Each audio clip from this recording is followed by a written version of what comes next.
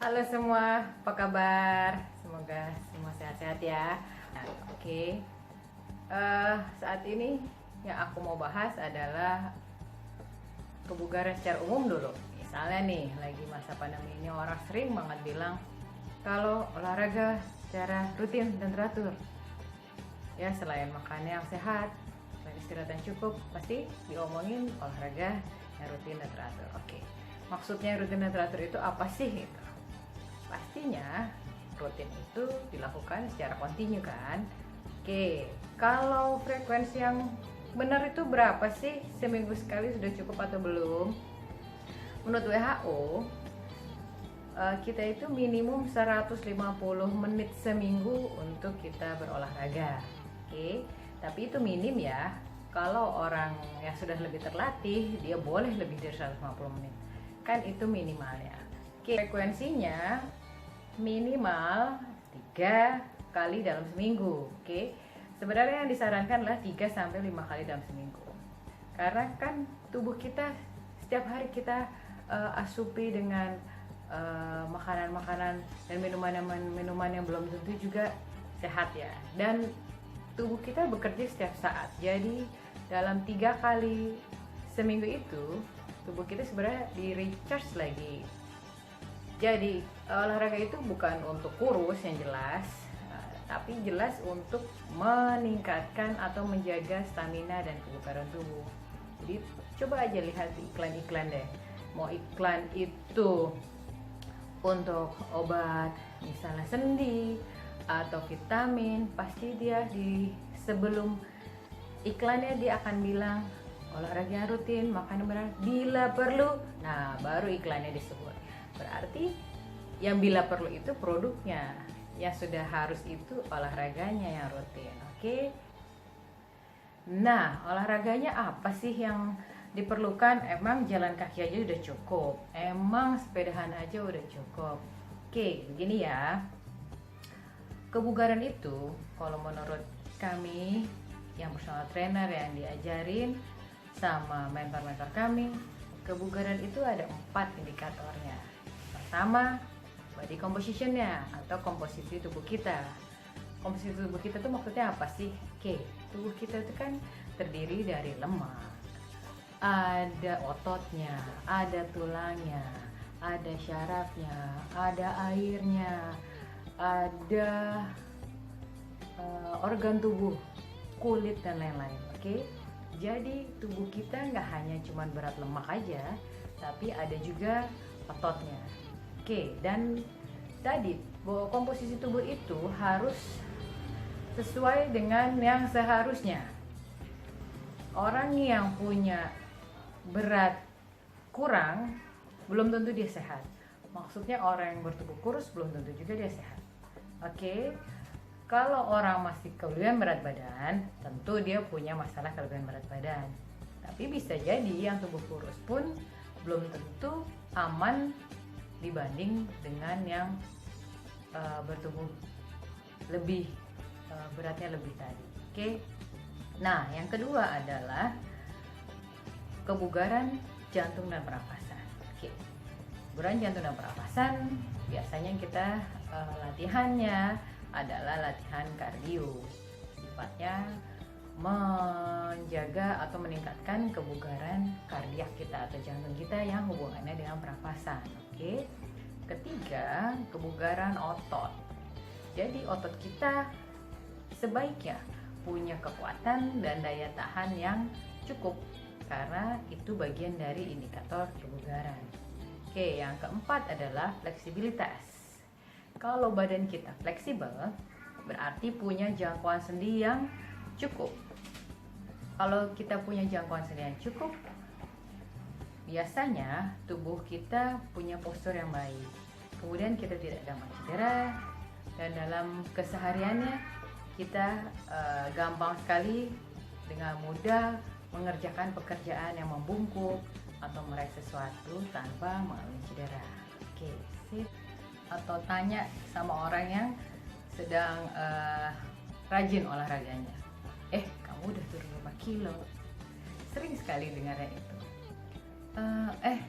Kemarin kamu udah sebulan ini rajin nge-gym, kamu sudah sebulan 2 bulan ini kamu rajin ikutan kelas itu, kamu udah turun berapa kilo? Terus kok kamu gitu-gitu aja sih, gak kelihatan kalau tubuh kamu jadi langsing? Nah, ini pemahaman yang harus kita luruskan ya. Oke, orang berolahraga itu tujuannya untuk menaikkan tingkat kebugaran. Tingkat kebugaran kita itu penting untuk kita punya kesehatan badan juga. Jadi olahraga bukan untuk kurus, tapi olahraga untuk menjaga stamina kita, menjaga kebugaran kita. Oke, kalau ada yang kelebihan berat badan dan dia pingin menurunkan berat badannya menuju berat badan normal, kalau aku lebih senang dengan kata normal, masuk dalam kisaran normal weight, aku lebih senang memakai normal daripada ideal ya, karena kayaknya ideal itu agak sulit ya untuk dicapai. Oke, bagus sekali kalau ada orang mau menurunkan berat badannya karena kelebihan, tapi tentu saja dengan cara-cara yang benar dan tepat. Tidak hanya karena dia pengen kurus. Kalau dia hanya berpatokan sama berat badan, bisa saja yang turun yang harusnya tidak turun. Misal, kalau dia hanya berat badan aja yang turun, berarti bisa jadi air dalam tubuhnya yang hilang. Oke, padahal jumlah air dalam tubuh harus memenuhi kisaran angka tertentu. Oke, bisa jadi juga ototnya hilang. Padahal massa otot itu sangat penting untuk metabolisme kita. Oke, massa otot yang cukup dan baik dan cukup banyak menaikkan metabolisme kita. Dan itu bagus untuk orang yang mau turun berat badannya. Bayangkan aja kalau orang kurus turun massa ototnya, bisa jadi dia tidak bugar, jelas tidak bugar. Yang kedua, tidak membantu dia dalam proses untuk pembakaran kalori, karena metabolisme tubuhnya justru menurun karena massa otot yang turun. Berat badan saya ini masih kurang, normal, atau kelebihan, atau obes sih. Oke, ada caranya, gampang sekali. Kamu cuma tinggal membagi berat badan kamu dibagi tinggi badan kuadrat. Berat badan dalam kilo, tinggi badannya dalam meter, kemudian dikuadratkan. Nanti setelah dapat angka itu, ada tabel nanti aku kasih di sini. Nanti kamu tinggal bisa lihat, kamu bisa tinggal lihat di tabel itu masuk di range mana. Oh oke, saya masih di normal weight. Oke, berarti secara berat badan kamu masih dalam keadaan normal. Tapi walaupun secara general ini bisa menjadi patokan, kalau sebaiknya kita mengarah ke lebih detail lagi, yaitu cek body composition. Sekarang sudah banyak timbangan yang ada body compositionnya. Oke, timbangan body composition, contohnya ada merek-merek tertentu.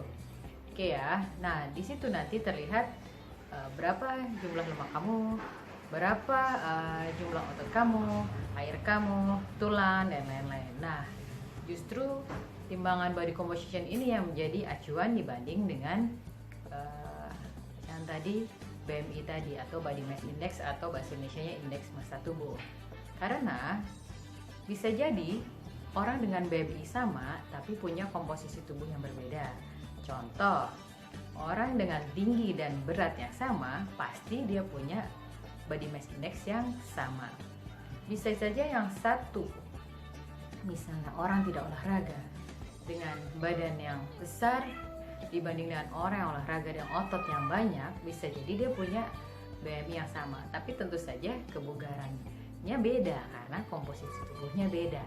Oke, jadi untuk secara umum boleh pakai BMI, tapi kalau kita sudah mulai olahraga dan kita sudah tahu tentang kebugaran sedikit-sedikit, nah ada baiknya lebih kita percaya adalah timbangan komposisi tubuh. Oke, nanti aku kasih tahu contoh isi dari timbangan komposisi tubuh itu. Oke ya. Olahraganya apa dong berarti yang tepat untuk supaya kita bisa punya kebugaran yang cukup? Oke, tadi di depan sudah dibilang kalau kebugaran itu ada 4, ada body composition, ada kebugaran jantung dan pernapasan, kebugaran otot, dan fleksibilitas. Nah, kalau tadi body composition, biasanya ini pengaruh dari yang 3 ini juga sih ya, dengan jelas makan dan istirahat. Itu tidak boleh ditinggalkan. Nah, dari 3 ini, kebugaran jantung dan pernapasan, kebugaran otot, dan fleksibilitas, berarti latihan kita harus mencakup untuk menaikkan kebugaran 3 ini. Oke, untuk kebugaran jantung dan pernapasan, berarti yang kita latih adalah latihan kardio atau latihan aerobik. Yang dimaksud latihan aerobik adalah latihan yang lebih melatih jantung dan pernapasan. Contohnya adalah boleh bersepeda, boleh jogging atau lari, boleh juga senam aerobik, boleh juga zumba. Intinya yang memacu jantung, walaupun tidak terlalu ngos-ngosan. Nanti ada detak jantung target yang kita tuju saat kita berlatih. Oke. Yang kedua, untuk kebugaran otot berarti kita harus latihan yang intinya untuk menaikkan tingkat kekuatan dan daya tahan otot kita, yaitu tidak lain dan tidak ada yang lain selain latihan beban. Untuk perempuan seringkali takut sekali untuk latihan beban, padahal latihan beban itu bisa dikerjakan dengan 3 cara loh. Ada satu pakai beban sendiri, maksudnya pakai beban beratnya sendiri.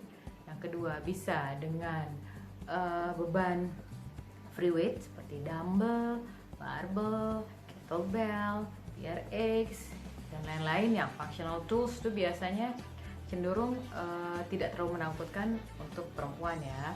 Nah, yang ketiga adalah pakai mesin. Biasanya mesin ini ada ya di tempat gym.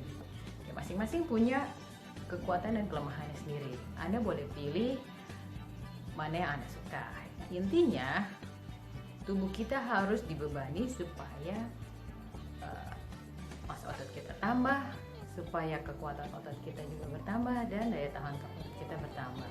Oke, yang terakhir adalah fleksibilitas. Berarti untuk latihan fleksibilitas intinya sih untuk memanjangkan otot-otot kita supaya punya jangkauan sendi yang cukup. Ya, biasanya latihan yoga itu cenderung melatih fleksibilitas kita.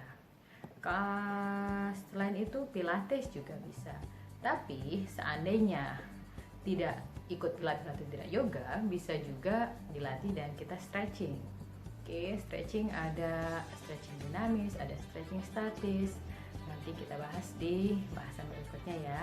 Intinya kalau bisa dalam satu kesempatan kita olahraga kita mencukup 3 tadi. Ada latihan kardio, ada latihan beban, dan ada latihan fleksibilitas.